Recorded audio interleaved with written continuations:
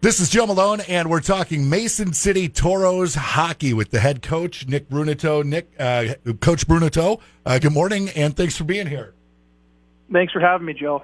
So it has been a lot of wins lately for the Mason City Toros, and some of them coming in dramatic fashion, especially this past weekend, Thursday and Friday, against Alexandria, an overtime winner on Thursday night, and then a late goal to get the go-ahead goal on Friday night. Talk to me about, first off, Thursday night's game. Cullen Hogan, 2 goals in that game, including the overtime winner. Your thoughts? Yeah, I was very happy with how our guys, handled Thursday's game, and maybe people didn't realize it, but we were very, very sick that game. We had a few players playing, injured, so I thought how we responded, playing at 50%, 60%, to find a way to get those points was huge. And you brought up Hogan, and I thought he was great for us this weekend. Obviously, 3 points, 2 goals, the game winner. And he's a guy that's been good for us all year, especially on the penalty kill and especially the defensive responsibility stuff. He's a guy we can count on in all situations. So I thought it was good to see him get rewarded for a good weekend. Now, was part of the maladies that the team was dealing with, was that part of the reason why there was kind of a lull in scoring in the Friday night contest? Not until about 5 minutes into the second, there was no scoring going on. Was that kind of the reason for the slow start for not only the Toros, but maybe Alexandria as well? I think there's a lot behind it. I think, they were in the same spot as us, too, coming out of a break. I think naturally you're not in the best shape. You take 5-6 days off at home and have good food, and then you come back and you're thrown right into it again. So I think that was the case for both teams. And then you combine that with the fact that most guys are going home, and it's cold season, so the flu's around, and I think that's kind of what happened. But we talked about it, and I think I was proud of how we played a simple defensive game. We were more concerned with positioning than energy and finishing our checks. So we were trying to play a little bit smarter, and I thought we had success doing it, and obviously getting 4 points was great. Yeah. Now Alexandria ends up grabbing a 3-1 lead as you move into the final frame on Friday night, and then the Toros answer back with 3 goals, including Jordan Newpower's first of the year to tie it in the third, and Luke Robertson getting the winner with under 3 minutes to go in that game. It was kind of like, okay, we're waiting for the offense to kick in, and then once it did, ended up carrying the Toros to victory. Yeah, and I think it was good scoring depth from all of our lines, and for Jordan Newpower to get on the board finally was great. He's had opportunities, and we know it's just been puck luck, things. So we know he's going to continue to pile them in, and just getting that first one was huge for him. I think that'll help his confidence moving forward. But yeah, I just think overall it was a good weekend for us to figure out a way to find 2 games, and coming from behind 3-1 in the third period is never an easy thing, no matter who you're playing. And that just speaks to the winning culture here and our veteran groups, especially Newpower and Iso guy this weekend. They were, our 2 returners playing, and for them to kind of step up and I guess double duty without sloth, Konecko and Campion. I was really proud of how those guys handled the locker and handled the bench.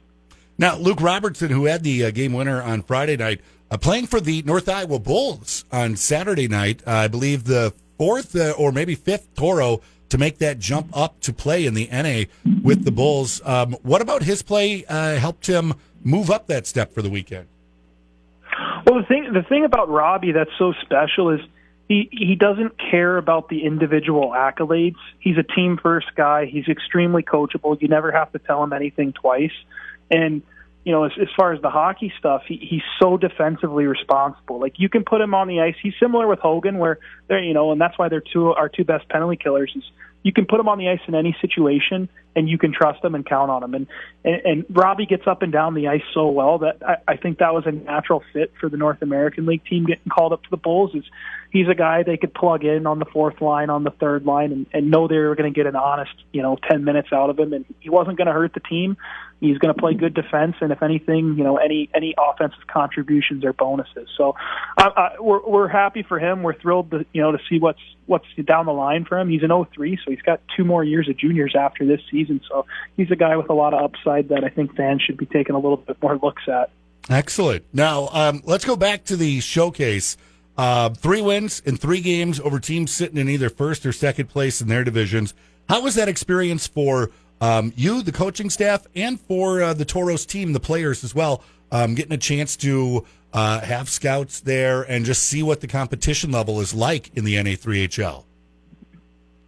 Well, I know myself and Marquise had a blast. That was one of the most exciting, times of the year, and for us, it was so rewarding to see our guys talking to scouts after games, and just seeing that lineup of the leather books and the jackets waiting out in the hallway, and pretty much everybody on our team talked to teams, and especially our 01s, guys that are in their last year of juniors. Everybody talked to somebody, and that was so rewarding for myself and Marquise, more so than going 3-0, is just seeing the smiles on guys' faces, talking to schools and getting those opportunities. I know our players loved it as well.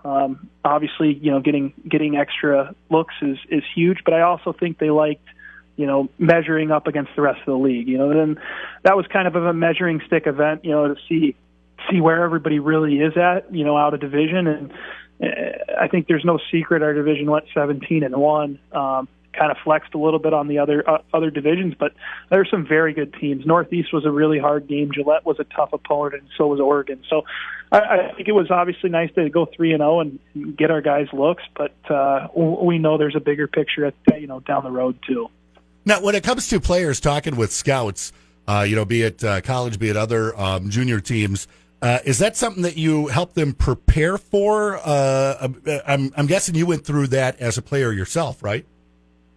Correct. Yeah, there's more focus on the 20-year-olds. So the guys that are in their last year of juniors, obviously there's more focus from the scouts, but there's more attention for us. So that's something we try to do as we actually met with them today as well, just to circle back as far as who they're talking to, what they need to do, and just kind of reinforce the idea that, hey, you need to be proactive. 2 months down the road, we don't want you saying, hey, I should have probably been, more engaged with this coach, or I should have tried to send this team an email. So that's kind of, me and Marquise's job, is to make sure they know what they're doing with that. But it's been great having 2 teams. That's another reason why is, they don't just lean on myself and Marquise. They can lean on Todd, who's done this for, a decade plus, and Hicksy, who's done it forever as well. So that's been another nice addition to having 2 teams as well.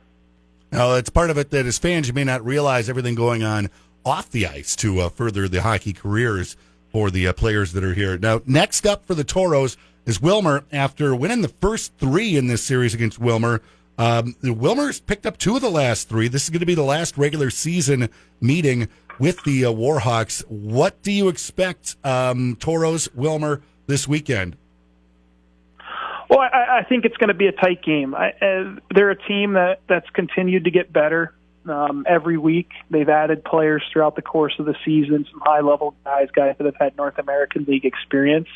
And I also think it's one of those things where you look at the standings and you see we're 2 and they're 3, and there is the very, very likely possibility that that's our first-round playoff matchup. So I think there's going to be lots of urgency this weekend to set the tone for the possibility of the next time we play them.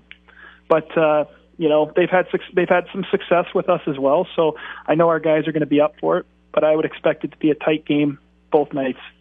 Now, you have recently doubled down on your hockey duties here in North Iowa, not only head coach of the Mason City Toros, but now within an assistant coach position with the North Iowa Bulls. How did that come about, and how are you managing all this hockey? Well, I think I think more so than anything, it's just a title. Okay. I think all the coaches here do a great job of helping out with both teams, and you see that all the time, whether it's, Marquise watching film with North American League players or myself, or the reverse, whether it's Todd or Hicks helping out our guys and hopping out on the ice. So not a ton changes. I'll obviously help their defensemen out as much as possible, being a former defenseman. And when I can coach games with them, I'll be on the back end helping out their D, and then just practices. It's the same thing. So not a lot of. I guess the big thing is I've had to get a little better at my time management. But as far as the duties go, I think it's the title. But all four coaches here really do a good job of helping out both teams. So they didn't add another comma into your paycheck or anything like that? I wish, Joe. I really wish that. I think we all do. We all do now. Lastly, this weekend at the Mason City Arena is Superhero Weekend. What is your favorite superhero? Oh, geez, I was never so I had two older brothers. So when I was kind of that age to get into superheroes, they told me it wasn't cool. So sadly, I was never a big superhero guy. But if I did have to say, I would definitely say my parents. They did everything in the world to give me as many opportunities with my brothers as possible. So they're my superheroes. You can't argue with that answer. Head coach of the Mason City Toros, Nick Bruneteau, thank you. Thanks, Joe.